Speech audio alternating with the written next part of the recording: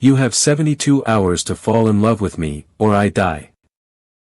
Chen stared at the mafia boss who'd just been pulled from a wrecked SUV, the SUV she'd rear-ended 5 minutes ago at a red light on the empty downtown street. I don't even know you, she said, her voice barely steady as two armed men in black suits flanked her on either side. Then we'd better work fast. The man coughed, and blood speckled his lips. Because the curse has already started. This is the story of how Chen accidentally became the only thing standing between a mafia boss and a Sicilian death curse. If you love impossible romances, hit that subscribe button now because this story gets dark. Let's go. 15 minutes earlier, Emma had been having a perfectly terrible normal day. Her phone was blowing up with texts from her ex-husband Marcus about needing to talk, which was Marcus speak for criticizing her life choices. Her boss at the law firm had dumped another impossible divorce case on her desk. And she'd worked through lunch again, which meant she was running on black coffee and spite as she drove home at 11:30 at night through Chicago's financial district. She rubbed her eyes at the red light on Wacker Drive. The streets were dead, just her beaten Honda and the occasional taxi. Her mind was running through tomorrow's depositions, mentally preparing to dismantle another lying husband's assets, when her foot slipped off the brake. The impact wasn't hard. Just a bump, really. Her Honda's front end kissing the rear bumper of the black Cadillac Escalade that had been idling at the light. Emma's heart sank. She put her car in park and checked her rearview mirror, already calculating her insurance deductible. The Escalade's doors opened, and two men stepped out. Not normal men. Men in suits that cost more than her monthly rent, with the kind of posture that screamed military training or worse. One of them had a visible shoulder holster. Emma's divorce lawyer instincts kicked in immediately. Rich, armed, and pissed off was a bad combination. She reached for her phone. Step out of the vehicle, ma'am. The taller one had approached her window, his voice professionally polite but leaving zero room for negotiation. Look, I'm sorry about the bump. Let me just get my insurance. Out of the vehicle. Now. The way he said it made Emma's hand freeze on her door handle. This wasn't about a fender bender anymore. Her mind raced through possibilities, carjacking, kidnapping, wrong place wrong time, but before she could throw her car in reverse, the passenger door of the Escalade opened. A man stumbled out, and even in the dim streetlight, Emma could see something was very wrong with him. He was tall, probably 6'2", wearing an expensive charcoal suit that was soaked through with sweat. His dark hair was disheveled, and he gripped the door frame like it was the only thing keeping him upright. His face was pale, almost gray, and his other hand pressed against his chest. Not her fault, he gasped to his men, his voice rough. I wasn't paying attention. Let her go. The two suited men exchanged a look Emma couldn't read. Boss, you said if we saw a sign. I said let her go, Enzo. But Enzo, the taller one, didn't move. He looked at Emma through her window with an expression that was somehow both apologetic and determined. Sir, the accident happened at 11:44. That's. I know what time it is. The sick man's voice cracked. He coughed, a wet, painful sound. It's a sign, boss. The timing, the location, the new moon, everything. We can't ignore it. You're being superstitious and desperate. You're dying. Enzo said it flatly. We're taking her. What? Emma's voice came out high and sharp. She yanked her door handle, ready to run, but Enzo was faster. Her door opened, his hand closed around her wrist, not painful, but absolutely immovable, and she was being pulled out of her car. Let go of me.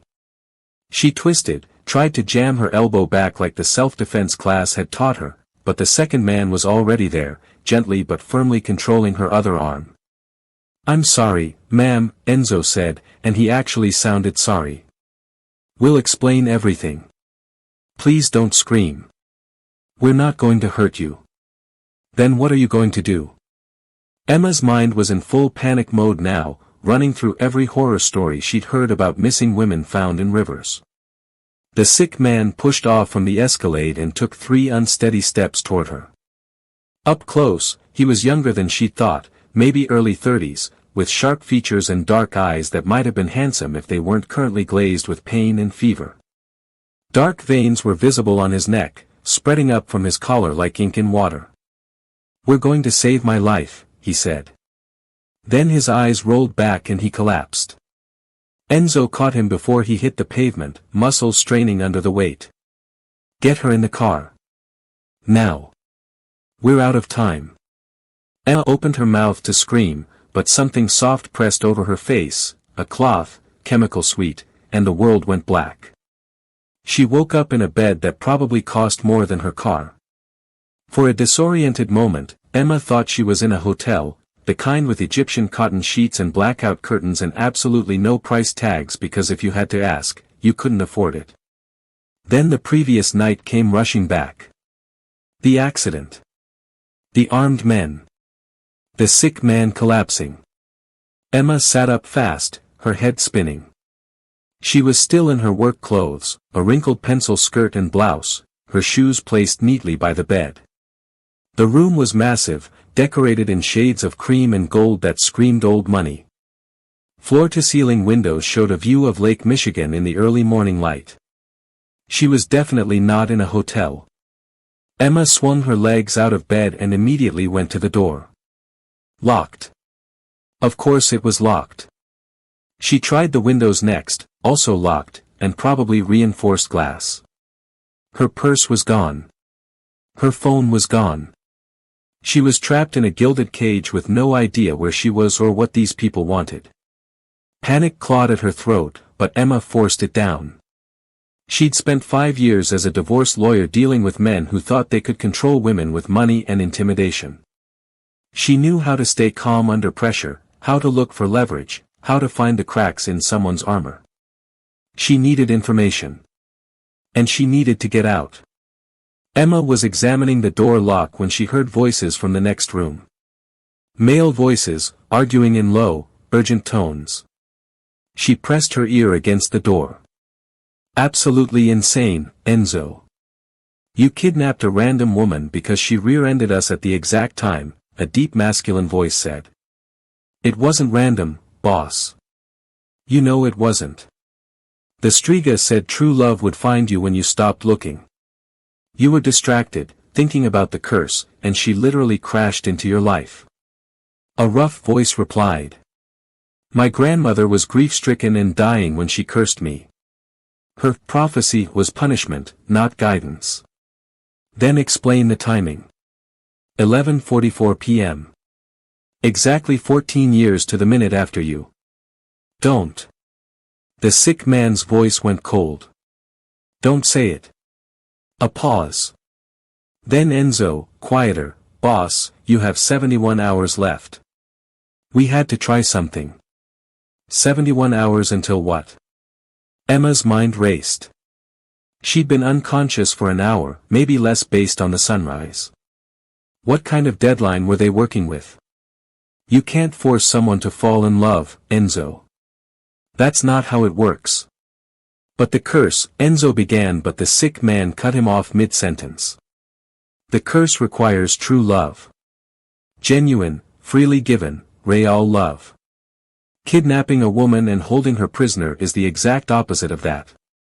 Emma's breath caught. Curse. Love. 71 hours. The pieces were forming a picture, but it was such an insane picture that her rational lawyer brain rejected it outright. "So what do you want us to do?" Enzo asked. "Let her go. You'll be dead by Friday." Silence. Then, "Yes. Let her go. I won't save my life by ruining hers." That was Emma's cue. If they were about to release her, she needed to be ready. She stepped back from the door, ready to demand her phone and her freedom the second it opened. But the door didn't open. Instead, she heard Enzo say, "I'm sorry, boss. I can't do that. That's not your choice." The man barked. You're not thinking clearly. The curse has already started shutting down your body. By tomorrow, you won't be able to think at all. You'll just die. So I'm making the choice for you. Enzo, the sick man yelled, but Enzo cut him off again. Talk to her. Explain the situation. Give her the truth. Then let her decide. But don't send her away without giving this a chance. Footsteps, then Enzo's voice closer to the door. Ma'am. I know you're awake and listening. My name is Enzo Costa. The man you hit last night is Luca Rossini. He's going to come talk to you now, and he's going to explain everything. Please hear him out. Your life isn't in danger, but his is. And I know it's insane, but I'm asking you to listen anyway. Emma pressed herself against the far wall, her heart hammering. The lock clicked and the door opened. Luca Rossini walked in, and he looked worse than he had last night. The dark veins had spread from his neck to his jawline, creating a spiderweb pattern under his skin. His face was still pale, but now there was a slight tremor in his hands that he was clearly trying to hide. He'd changed into a simple white t-shirt and black pants, and the casual clothing somehow made him look more vulnerable instead of less intimidating. He stopped just inside the door, keeping his distance like he was trying not to spook a wild animal. My name is Luca Rossini, he said, his voice hoarse. And I owe you an explanation and an apology. In that order. Emma's hands clenched into fists at her sides. You kidnapped me. My men kidnapped you. I would have let you go. But you didn't. Emma argued. No. He met her eyes, and there was something raw in his gaze. I didn't. Because I'm dying, and I'm just desperate enough to hear Enzo out before I send you home. Dying from what? You look sick, not dying. Emma said, but Luca shook his head. A curse. Emma laughed, a sharp, slightly hysterical sound. A curse. You kidnapped me because of a curse. I know how it sounds. Luca whispered. Do you? Because it sounds like you're either insane or you think I am. She crossed her arms, channeling every ounce of courtroom confidence she'd ever had. Let me guess. You need my firstborn child. My soul. A virgin sacrifice. I need you to fall in love with me in 71 hours, or I die. He said it so plainly, so matter-of-factly, that Emma's sarcastic response died on her tongue. She stared at him. He stared back. The morning sun streamed through the windows behind her, and somewhere in the house, a clock ticked. You're serious, Emma finally said. Completely. Luca replied. That's the most ridiculous thing I've ever heard, and I'm a divorce lawyer. I've heard men blame their affairs on Mercury in retrograde. A ghost of a smile crossed Luca's face, then vanished into a wince as he swayed slightly. He caught himself on the door frame, knuckles going white. Emma's instincts warred with each other. Half of her brain was screaming to run, to fight, to do whatever it took to escape. The other half was cataloging details, the genuine pain in his expression, the way his breath came shallow and quick, the tremor that wasn't from fear but from something systemic shutting down his body. If this is some elaborate scheme to... It's not. He cut her off, then took a careful breath. I'm going to tell you the whole truth, because apparently, the curse makes lying to you physically painful, and I'm in enough pain already. Then I'm going to have Enzo drive you home, give you enough money to forget this happened, and you'll never see me again. Fair? No, nothing about this was fair. But Emma found herself nodding. Luca lowered himself into the chair by the door, moving like every joint hurt. 14 years ago, I killed my cousin. Well. Emma hadn't expected that. He was going to bomb a school, Luca continued, his voice flat and rehearsed like he'd told this story to himself 1,000 times. I was 21. He was 19. We were both in the family business, organized crime, since we're being honest, and the old guard wanted to send a message to a rival family. My cousin volunteered. I found out the target was an elementary school. 300 kids. Emma's throat went dry, but Luca continued. I tried to talk him out of it. I went to the family heads, argued against it. I was outvoted. So the morning of the bombing, I went to my cousin's apartment and I shot him in the head. Luca's hands were trembling harder now, but his voice never wavered. I saved 300 children and killed my grandmother's favorite grandson. She died 6 months later, and with her last breath, she cursed me. Told me I'd destroyed love for power, so I'd die without love. 72 hours from the anniversary of my cousin's death. That anniversary is Friday at 11:44 p.m. Before you find out what happens next, do me a favor, hit that like button and drop a comment telling me if you'd listen to a dying mafia boss or run for your life. Trust me, Emma's decision is about to get a lot more complicated. Emma's lawyer brain was screaming that this was a manipulation tactic, a sob story designed to make her sympathetic. But her human brain, the part that had spent years reading body language in depositions and cross-examinations, was telling her something different. He believed every word he was saying. Curses aren't real, she said, but her voice lacked conviction. The dark veins spreading across my body are real. The fact that my heart rate has been dropping steadily for 3 days is real. The tremors, the fever, the blood I've been coughing up, they're all real. He pulled his shirt collar aside, revealing more of the black veins that seemed to pulse under his skin. Call it psychosomatic. Call it a very specific autoimmune condition. Call it whatever you want. But in 71 hours, I'll be dead. And you think I can stop it? Emma asked with concern. No. I think true love can stop it. And my overly superstitious men think you crashing into my life at the exact moment my cousin died 14 years ago is some kind of sign from the universe. He laughed bitterly. I think they're desperate and I'm dying and you're an innocent woman who got caught in the crossfire of our insanity. Emma walked to the window, trying to process this. Her reflection stared back at her, dark circles under her eyes, hair still messy from sleep. Behind her reflection, Luca sat slumped in a chair, looking like a man at the end of his rope. Why would your grandmother curse you for saving children? She finally asked. She didn't know. I couldn't tell her. If the family found out I'd killed him to stop the bombing instead of as a power play, they would have killed me and finished the job. 300 children would have died anyway. So I let everyone think I killed him for control of the family operations. I let my grandmother die thinking I was a monster. And maybe I am. The words hung in the air between them. Emma turned back to face him. You're telling me you've been living with this curse for 14 years. The curse activates once. 3 days before the anniversary of his death, every year until I find true love or I die. This is year 14. I've never made it past day 2. He looked up at her, and the resignation in his eyes was the most honest thing she'd seen. I've tried everything. Therapy, medication, actual relationships, but you can't force love on a deadline. So this year, I'd accepted it. I was ready. Then you crashed into me. And your men thought it was fate. Enzo has always been superstitious.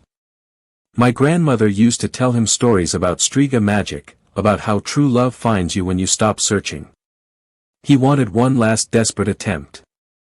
Luca said. But Emma scoffed and said. By kidnapping me. By kidnapping you. Luca pushed himself to his feet with visible effort. Which is why I'm sending you home. With apologies and enough money to make this worth the trauma. Name your price. Emma's mind was spinning. This was insane. All of it. Curses and true love and ticking clocks, it belonged in a fairy tale, not in her real life of court dates and client meetings and her ex-husband's annoying texts. But there was something about the way Luca held himself, shoulders back despite obvious pain, meeting her eyes even as he admitted to murder and curses and desperate kidnapping. There was something about a man who'd killed to save children and lived with the consequences for 14 years. And there was something about the way those dark veins pulsed under his skin, visible proof that something was very, very wrong. What are the rules? Emma heard herself ask. Luca blinked. What? The curse. What are the exact rules? How does it know if love is real? Emma, is it Emma? Luca asked, his eyes widening in shock. Emma Chen. And you didn't answer my question. He studied her face for a long moment. True love, freely given, before 72 hours. The curse can sense intention and emotion. If you lied, if you said you loved me but didn't mean it, I'd get worse instead of better. It has to be real. And if it works? If someone genuinely falls in love with you, the curse breaks. Forever. I don't have to maintain the love or anything like that. Just, achieve it once. That seems like a loophole. Emma argued. My grandmother was dying and heartbroken, not a contract lawyer. She wasn't thinking about loopholes. Emma crossed her arms, her mind working through the logic. So you need real love. But I'm a stranger. We have no connection, no history, nothing. Exactly. Which is why this is pointless. Enzo, get the car, Luca said, but Emma's voice interrupted. I didn't say I wouldn't try. The room went very, very quiet. Luca stared at her like she'd grown a second head. You can't be serious. You saved 300 children and got cursed for it. That's... Emma searched for words. That's not nothing. And if you're telling the truth about the curse being able to sense lies, then you've been brutally honest with me. So I'm going to be honest with you. She took a breath. I'm a divorce lawyer. I've spent 5 years watching love die in the worst possible ways. I've seen people who swore they'd love each other forever destroy each other over a couch and a dog. I'm cynical and exhausted, and I don't believe in fairy tales or curses or love at first sight. Then why, Luca began, but she cut him off again. Because if there's even a 1% chance this is real, and I walk away, and you die, I'll spend the rest of my life wondering if I could have saved someone and didn't. She met his eyes. So here's my offer. I'll stay. I'll give this insane situation 71 hours. I'll try to keep an open mind. But I won't lie to you about what I'm feeling, and I won't say I love you unless I genuinely mean it. And at the end of this, whether you live or die, you let me walk away. No strings, no obligations, no mafia favors. Deal? Luca looked at her like she was a puzzle he couldn't solve. You're either the bravest or the most foolish woman I've ever met. I'm a divorce lawyer in Chicago. I'm definitely both. She held out her hand. Do we have a deal, Luca Rossini? He looked at her extended hand for a long moment. Then slowly, carefully, he reached out and took it.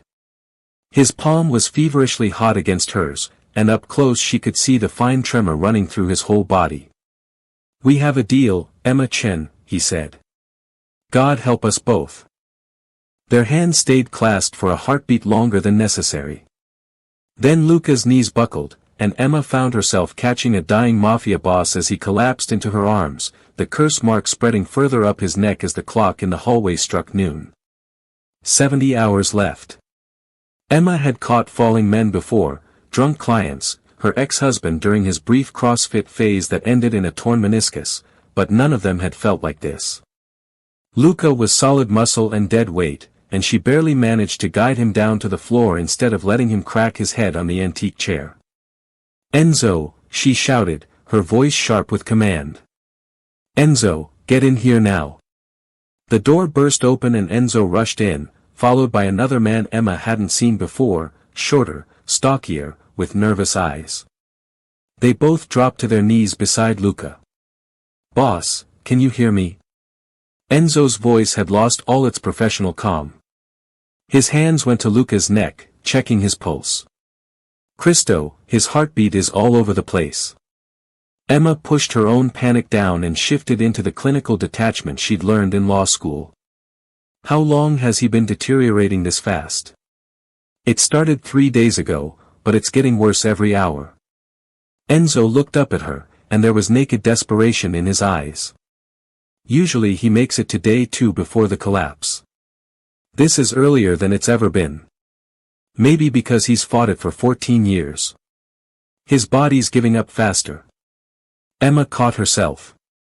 Why was she theorizing about curse mechanics like they were real? But Luca's skin was ice-cold under her fingers, his lips were turning blue, and those black veins were spreading down his arms now, visible through his thin t-shirt.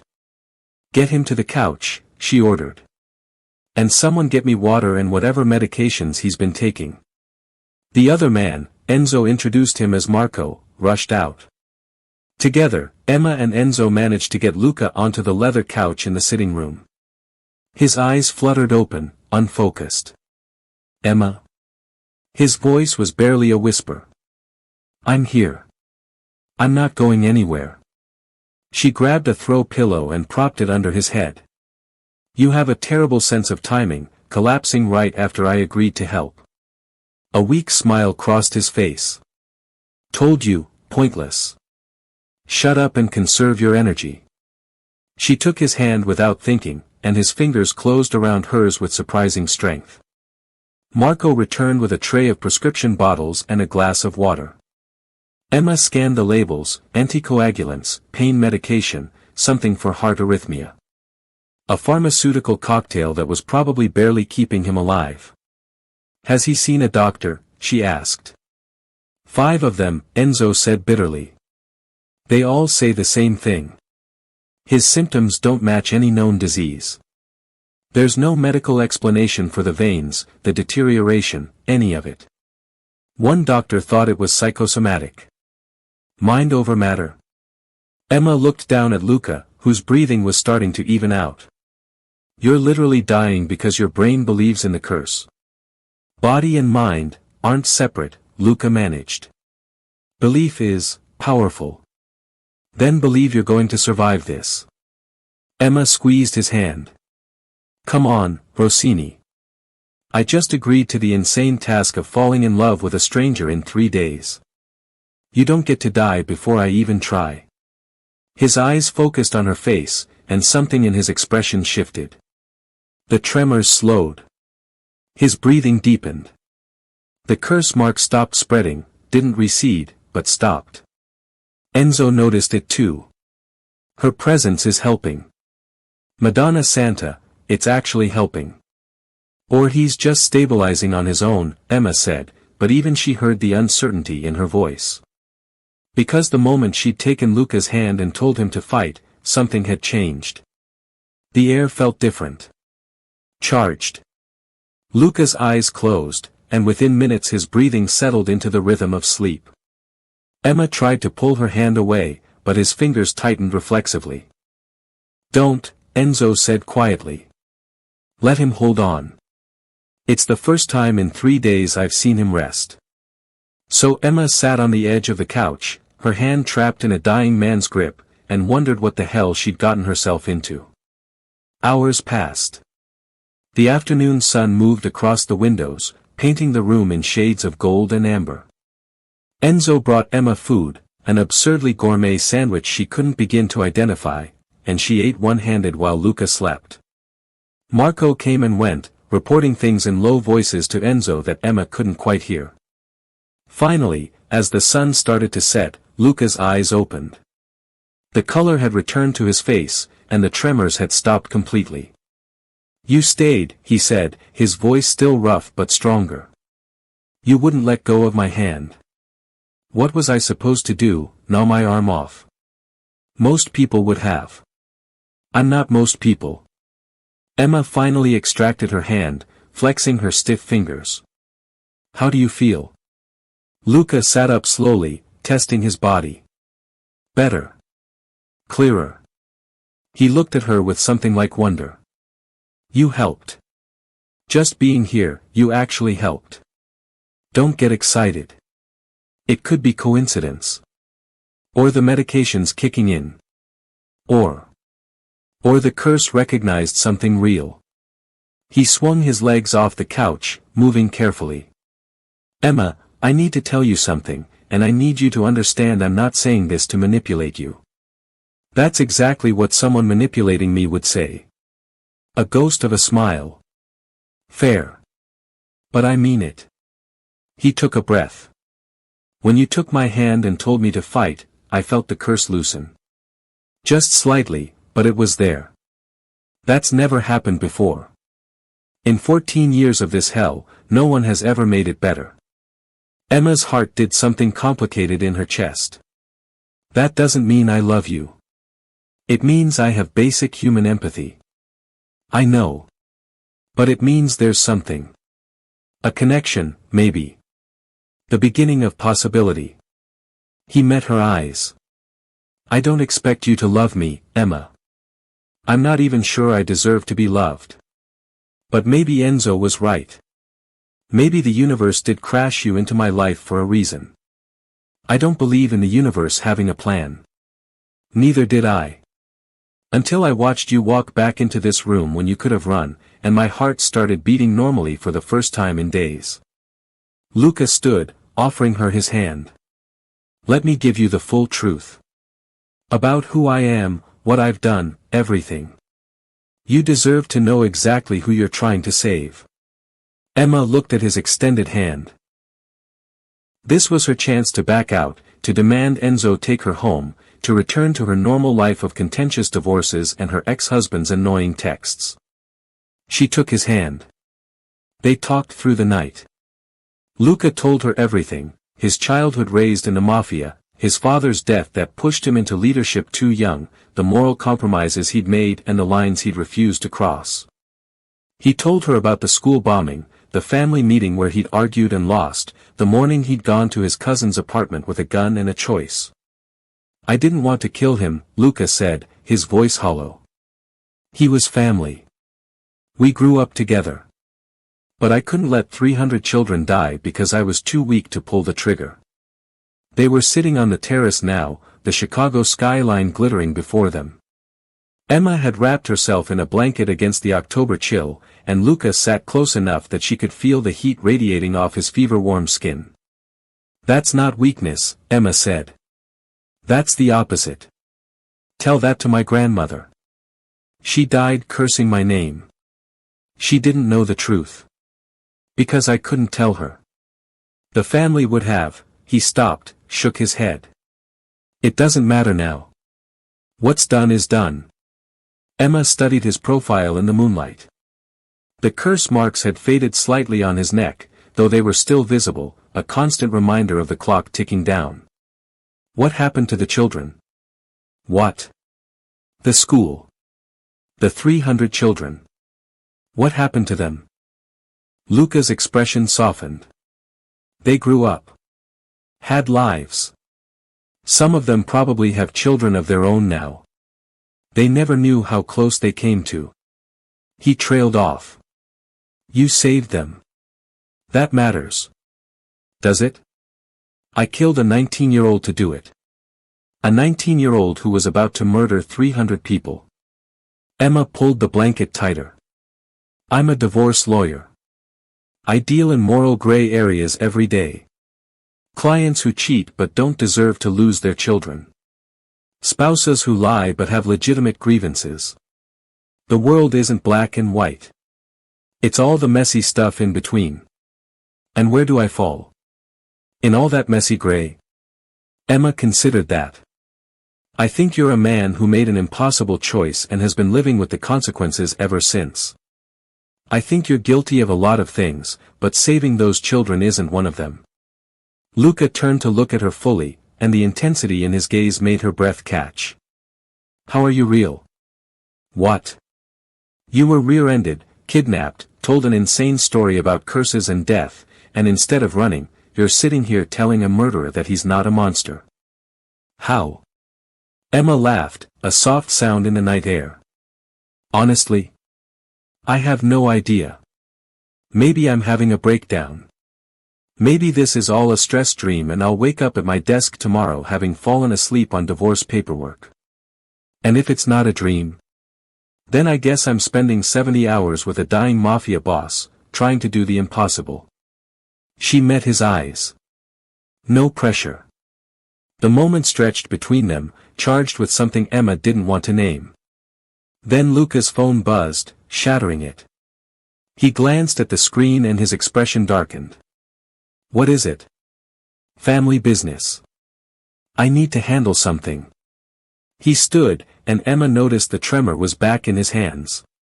The brief respite was over. You should get some sleep. Marco will show you to a proper bedroom.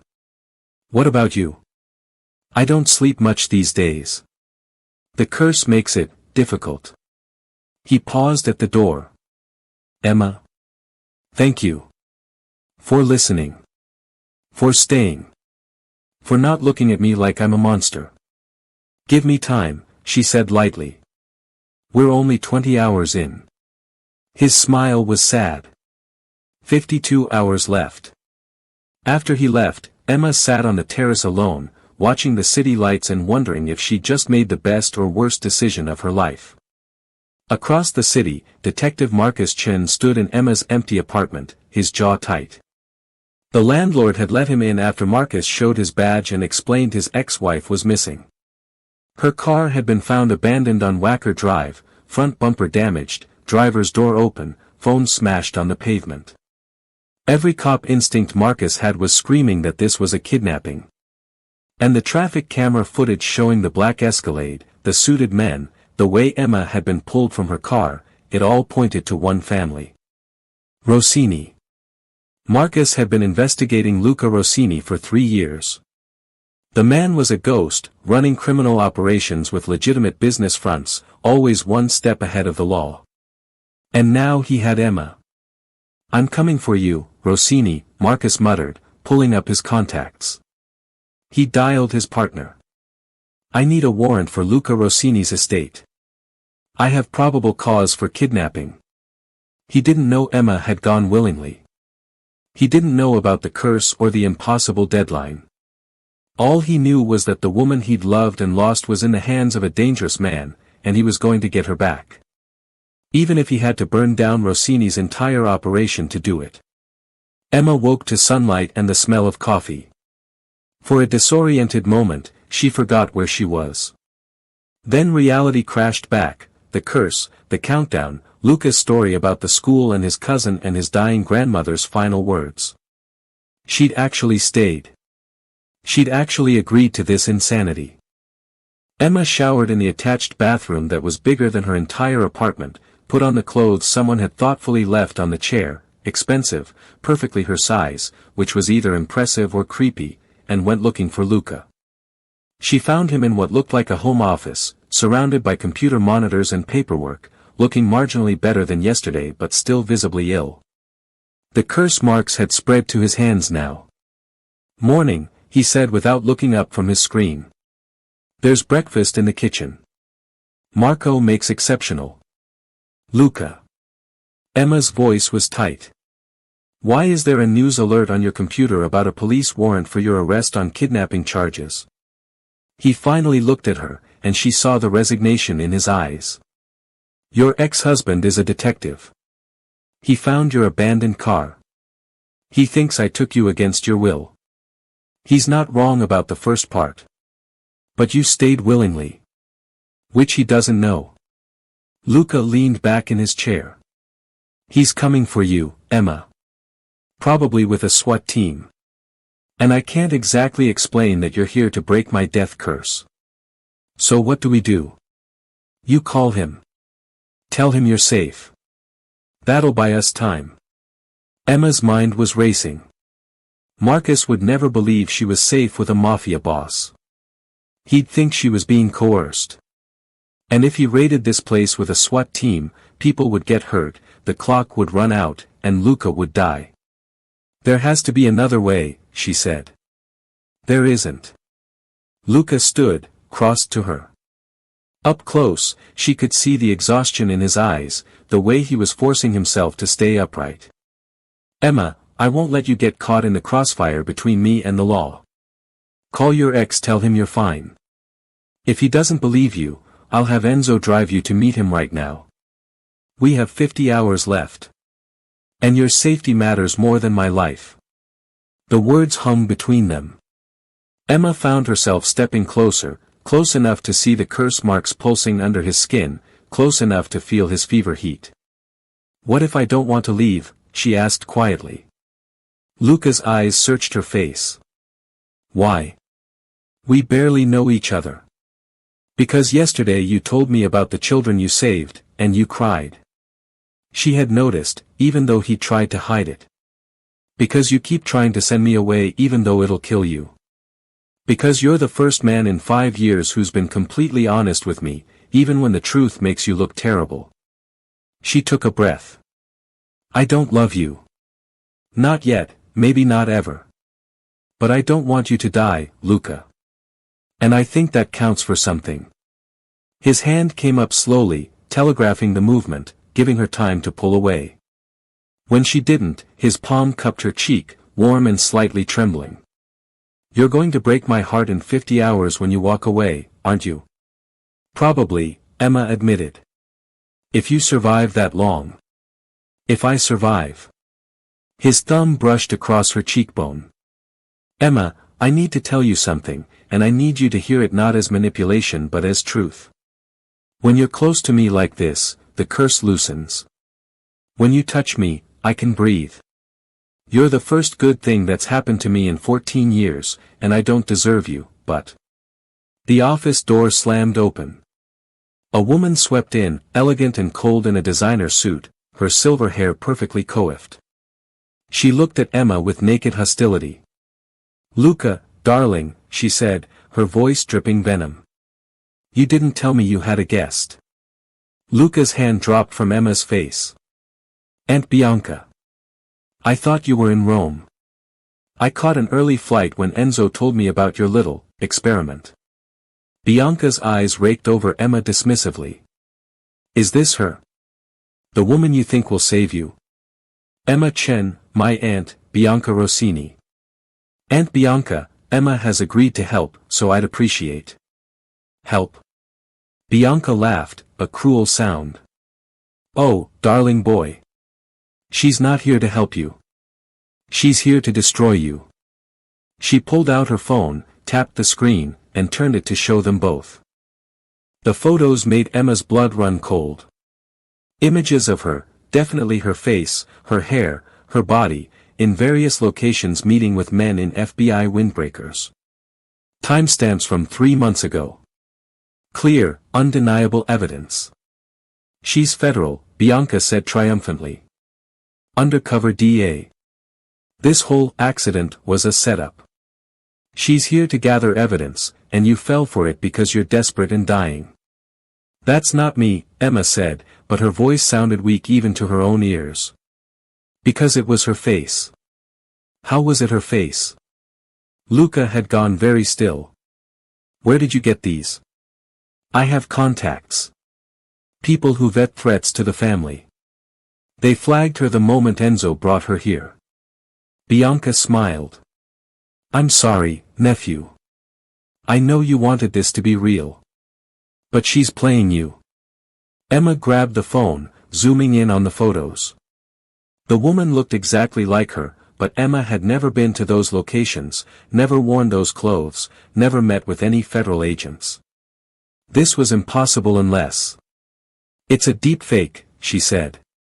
Or I have a doppelganger. I've never seen these people in my life. Of course you'd say that. Bianca took her phone back. Luca, you need to remove her from the estate immediately. Before she... Get out. Luca's voice was ice. Bianca blinked. Excuse me. You heard me. Get out of my office, out of my house, out of my sight. The curse marks on his neck were pulsing faster now, spreading visibly up to his jaw. You show up with convenient evidence at the exact moment Emma and I are making progress. You've been wanting me dead for years so your son can take over the family. This is sabotage. You're being paranoid. I'm being clear-headed for the first time in days. Luca swayed, caught himself on the desk. Emma is not DA. That's not even her in those photos. And you know it. How can you be sure? You've known her for 24 hours. Because the curse would know. He looked at Emma, and there was trust in his eyes that made her chest ache. If she was lying about who she is, about why she's here, I'd be getting worse. Instead, I'm getting better. The curse doesn't care about photoshopped evidence. It cares about truth. Bianca's expression went cold and calculating. You're letting your desperation cloud your judgment. Fine. Keep your little federal agent. See how that works out for you. She turned to leave, then paused at the door. 48 hours left, Luca. I'll be back to clean up the mess when you're gone. The door slammed. The silence that followed was deafening. Then Luca collapsed. This time Emma was ready. She caught him, lowered him to the floor, her hands pressing against his chest. His heart was racing erratically under her palms, the curse marks spreading across his collarbone, down his arms, and oh God, were those starting on his face. Luca, stay with me. Stay with me.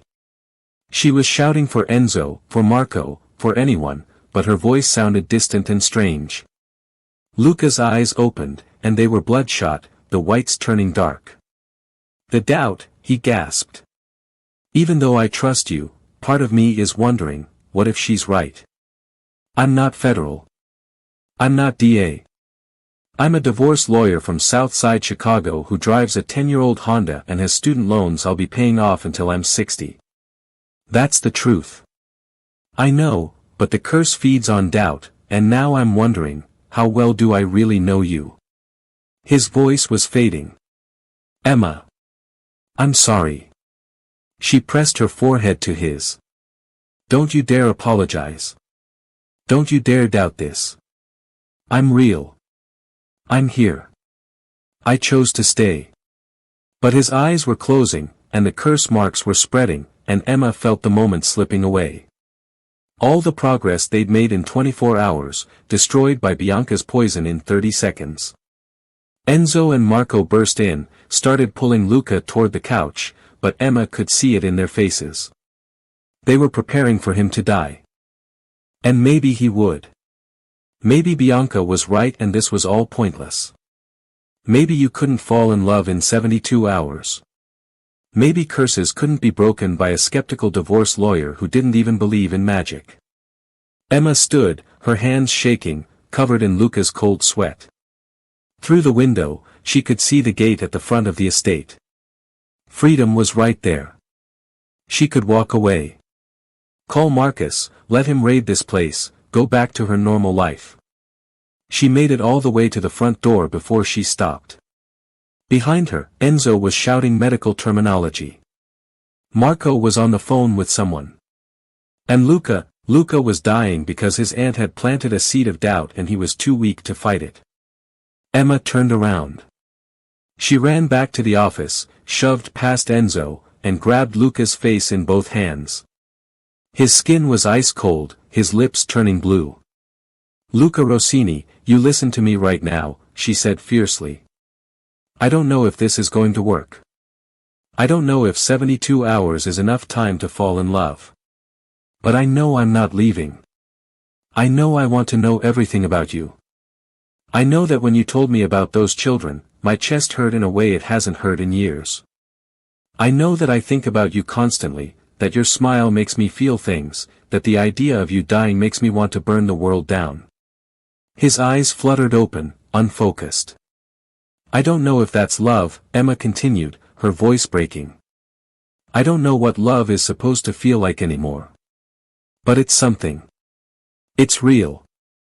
And you don't get to give up on it because you're poisonous and planted fake evidence. You hear me? You don't get to die and prove her right. Luca's hand came up, shakily, and covered hers on his face. Emma.